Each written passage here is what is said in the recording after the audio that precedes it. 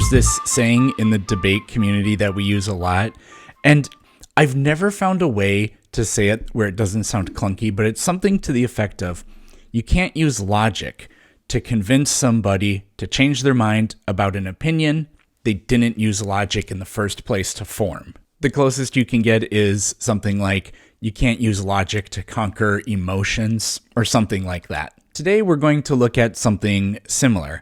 How do you combat depravity and evilness and trolling? The kind of stuff that you get with this sack of shit. Well, what will never work is to use fifis, but we're going to be taking a look at Dean Withers here and his attempt to combat Nick Fuentes using fifis. Spoiler alert, it doesn't work at all. You know that scene in The Dark Knight where the Joker, they have him in jail and Batman goes there to interrogate him, and then the Joker reveals that he has Harvey Dent and Rachel, stored in separate locations. Batman starts beating the shit out of him, and the Joker laughs in his face and says, "You have nothing on me." One of the huge problems I have with people like Dean and the strategy used by people like Dean, Parker is very guilty of this kind of thing too, is they're just trying to be Batman, and it never works. They try to pummel the opposition with, "You're a big meanie doo-doo head," and all that happens is they laugh in their face. It's really great for their brand. It gets them virtual gifts and stuff like that, and it grows their platform, but that tactic is literally nothing but self-aggrandizing, self-promoting, and just echo chambery. Even if you're right, still not very effective.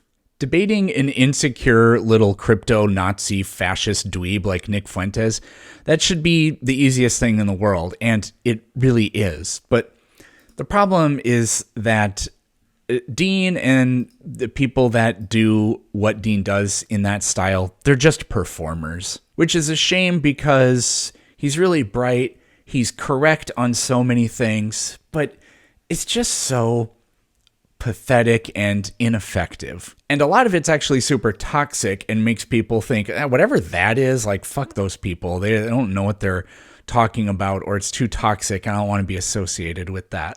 I don't think it pushes people to the right, but it just kind of makes people apathetic. I don't think Dean agreed to talk to Fuentes in order to clip farm, in order to build up his brand necessarily. I think he genuinely thought, this is a disgusting person and he's wrong about everything, so I kind of want to put him in his place, but using, facts instead of trying to be performative. Somebody who can be performative, but is just an absolutely impenetrable fortress of facts and logic and reasoning, is Mehdi Hasan. He very occasionally does things where I think, what are you doing? But for the most part, he's just incredibly good at what he does. People like Dean, on the other hand, like I said, I don't think he went into that Fuentes discussion with that whole performative mindset in mind, but I think the years of doing all the performative debates has made it so that's kind of all he can do. To give an example, this was a year and a half ago. He debated this Theist Brooks guy. I've made a little bit of content around him. He's a fucking moron. This should have been the easiest thing in the world. But for example, look at this. Mid-debate, literally not even paying attention to what's going on and just being like, "Ooh, thank you." That's pathetic, and I think it's also instructive as to what the motivations are here. Here's another example. This should have been, this is a slam dunk. It's a win for Dean, but just the way he goes about it.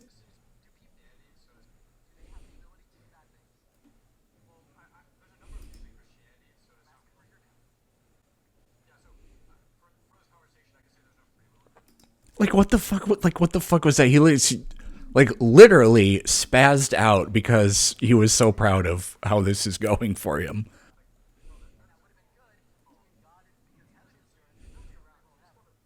It's this right here. This GIF perfectly encapsulates what's going on, I think. Ooh, I made a point. That means that I get to clip farm this moment. It means people are going to send me virtual gifts over TikTok. Again, there are good ways, and then there are absolutely terrible ways of going about this. I recommend watching, I think this is the one, but Christopher Hitchens interviews this white nationalist, and he makes the guy look like a complete moron, and he doesn't do it with the fifis. He does it in Christopher Hitchens' own way, which is to be ruthlessly logical and make the opponent sound like an idiot, not like a bad guy. Now compare that to this.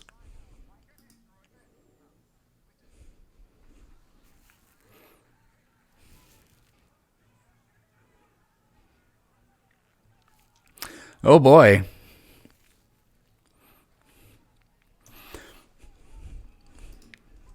So, anyways, did this guy deserve it? Yeah, I mean, if you watch the video, yes. And this was on a Geraldo Rivera talk show like a long time ago. So look that up on YouTube if you wanna see the whole thing. Satisfying? Yes. Effective? No, it literally accomplishes the opposite of what you want to try to accomplish, which is delegitimize the, weirdly, in this case, victim here. This is the equivalent of the Fifi strategy and the let me just smear this person and label them bad. Kind of valid. I can understand. It's good for people that are already like entrenched in that camp. They're going to cheerlead the thing. But the optics are horrendous, and it obviously doesn't work. So I'll show you a few more examples of Dean just trying to fight the evil with the fifis and just like having no clue what he's doing or how to deal with the situation. Here's a part where you're not going to see the full context. We'll go back to part of this later.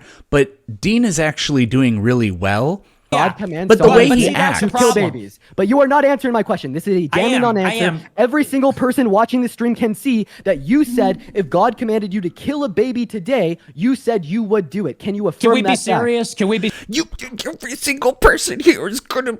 You are so naughty, Nick. What, chat? What is it doing? Citing the Old Testament. You're talking about a specific verse in the Old Testament. Oh my God! Right, again, the performative aspect of it. You just look like such a weenie. God commanding the people of the Old Testament is an extraordinary exception based on the fallen old world. That's one. Two, when Jesus Christ arrives, he fulfills the law. Oh God, yeah. So that audio is not me. It's on them. But what's going on there? And this happens multiple times. Dean's trying to butt in, and Nick is just talking over him. And because Dean doesn't have the mute button privileges, his tactic, his go-to style, just can't. Like he's been neutered. It's not working. And that's why, it's such a radical notion. People think that we would have blasphemy laws or religious laws. They think raising your hand. He does that a whole bunch of times. Neighbor's wife, and so on and so forth.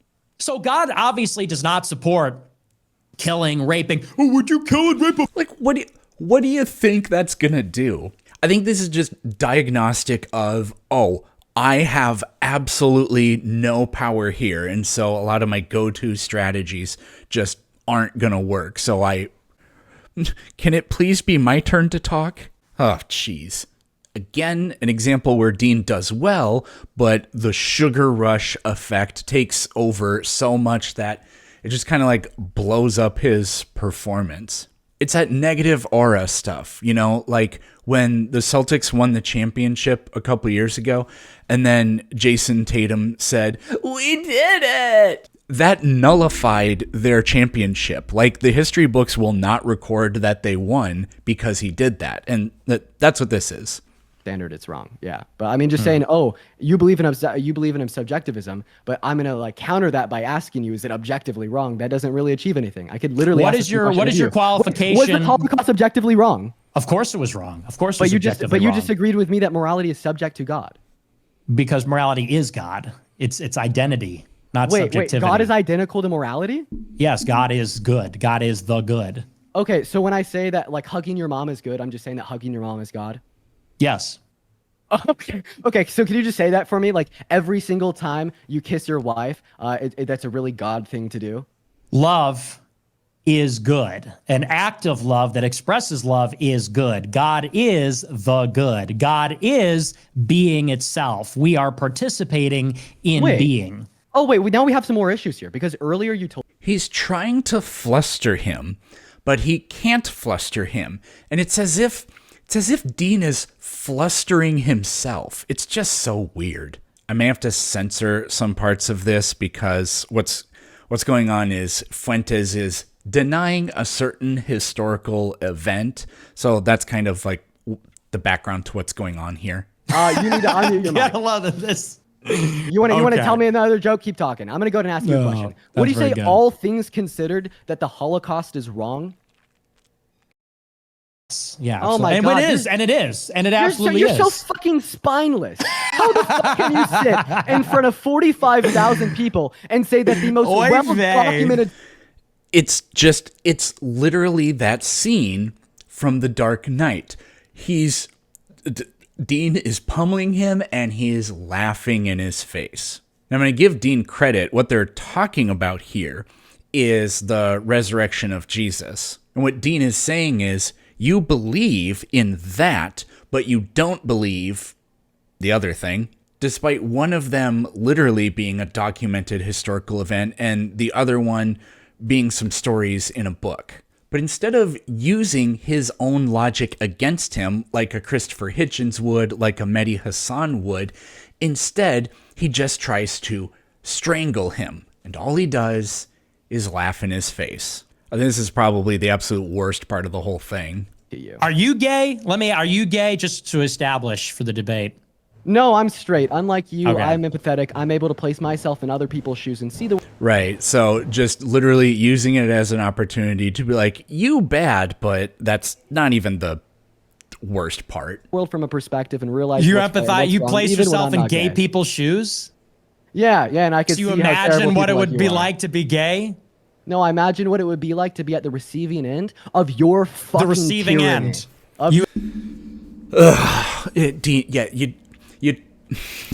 You tried so hard, and what you did was it all went back on you. He swung as hard as he possibly could to try to get a home run, and instead he just struck out. You Your empathize fucking with the tyranny. receiving end, huh?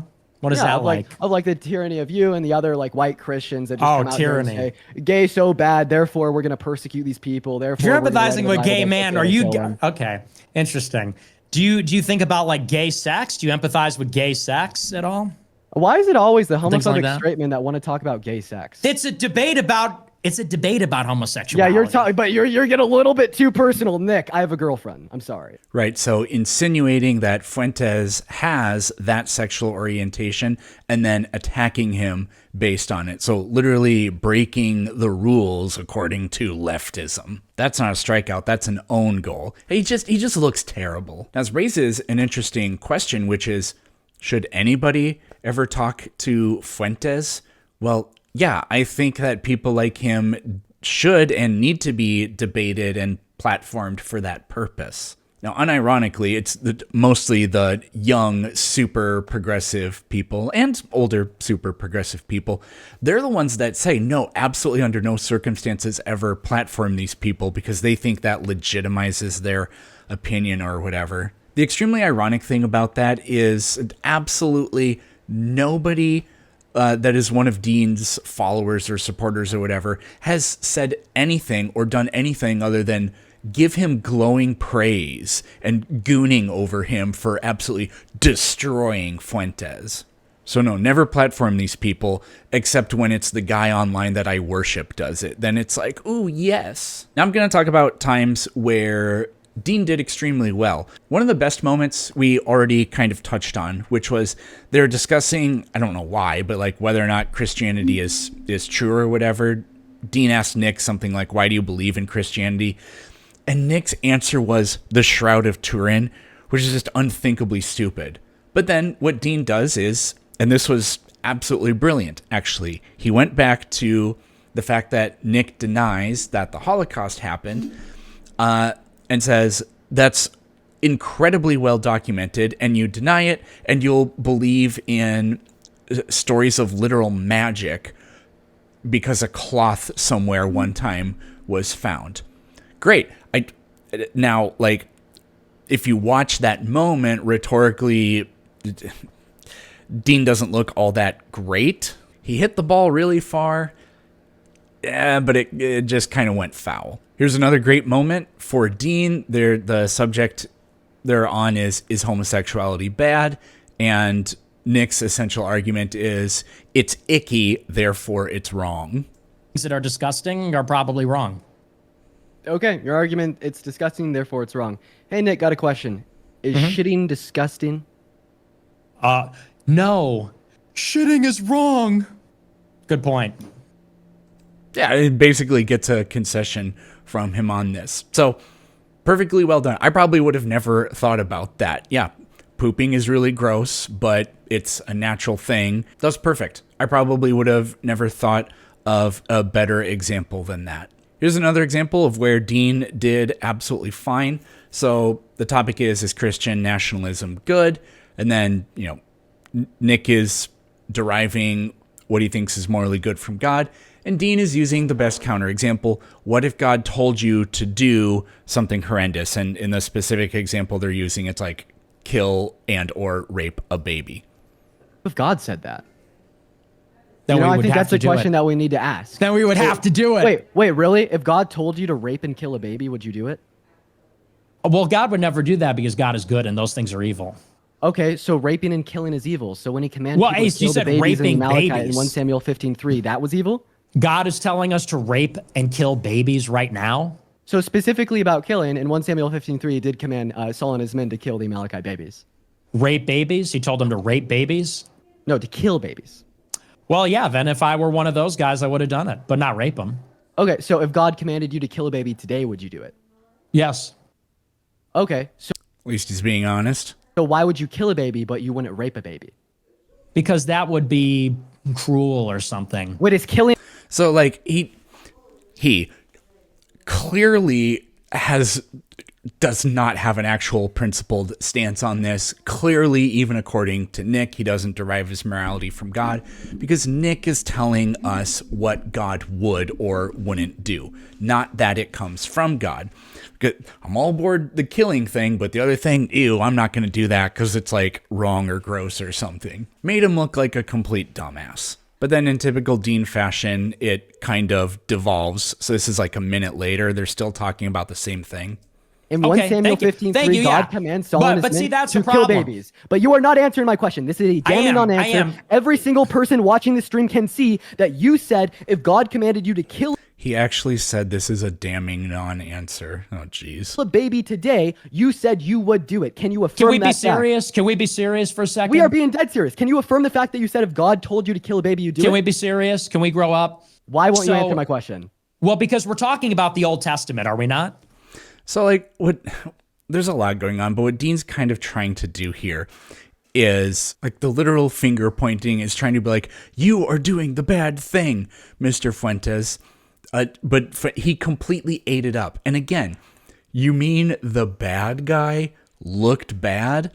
Again, that's the point.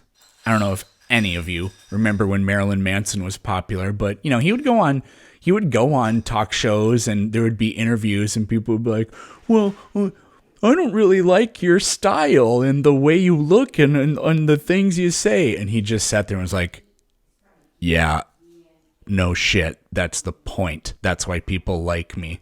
Here's another example that's a combination of really good and really fucking bad. Nick is arguing that your sexual orientation is what you do, and Dean is saying, no, it's what you're attracted to. Nick, at what age should you lose your virginity? Like 25? I haven't. I'm Catholic. Oh, shit. Nick. I'm going to get married. Nick, you're not straight by your definition because you've never engaged in the action of heterosexual intercourse. Perfect. True. I'm asexual. I'm an asexual. You can't get out of this one. So you're going to make a joke because you know you can't get out of this. It's not a joke. Wait, so Nick, you're not straight? Not yet. Yeah. So the sugar rush thing again, perfect. until this stupid performative shit starts happening. But I will be. First here, folks, Nick Fuentes is not straight. Nick Fuentes is not straight, ladies and gentlemen. I want to make that one clear. I want to make that one very clear. That's good. So, I mean, it could have been perfect if he didn't do it so, like, cornily.